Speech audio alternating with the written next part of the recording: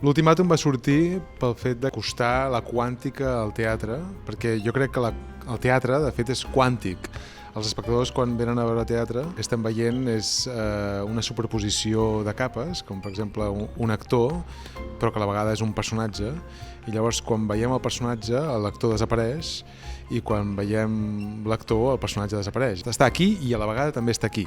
O la idea del gat de Schrödinger, que està viu i mort al mateix temps.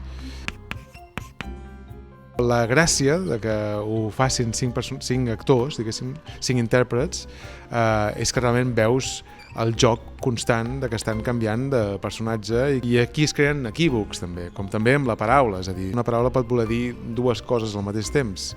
Doncs un actor pot fer dos personatges al mateix temps, no? I això dona molt joc teatral.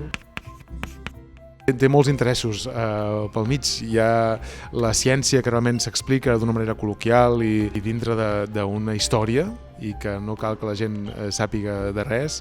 Hi ha el llenguatge, hi ha comèdia, hi ha tragèdia, hi ha actors fent tot tipus de personatges, hi ha fragolisme, hi ha una escenografia espectacular. Realment crec que si s'ho perden, si no venen al Goya a veure'ns, crec que després s'arrepentiran moltíssim.